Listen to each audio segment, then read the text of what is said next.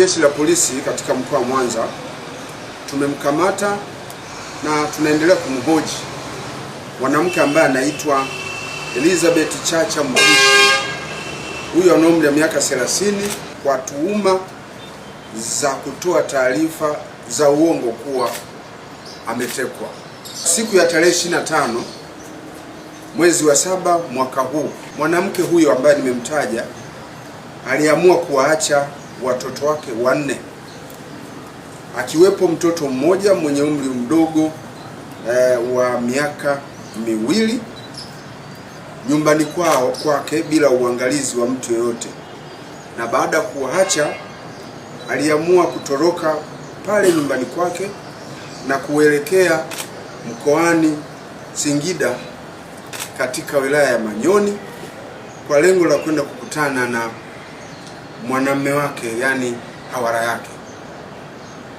Mtuhumiwa huyo wakati huko njiani akielekea huko Manyoni aliamua kutoa taarifa za uongo kwa mume wake, ambaye pia mwanamume huyo amefanikiwa kupata naye watoto hao wote wanne, kuwa ametekwa na watu wasiofahamika na kwamba watekaji hao walikuwa wanataka walipwe kiasi cha fedha kiasi cha shilingi 800,000 ili waweze kumwachilia huru. Baada ya kumpa taarifa hizo za uongo mume wake mara moja alitoa taarifa kwa Jeshi la Polisi, na wakati huo mwanamume huyo anapata hizo taarifa hakuwepo nyumbani.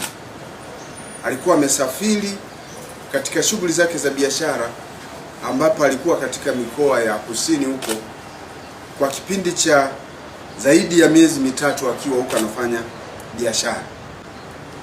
Baada ya kufuatiliaji wa kina kufanywa na Jeshi la Polisi, tulibaini kwamba taarifa hizo hazikuwa na ukweli wowote.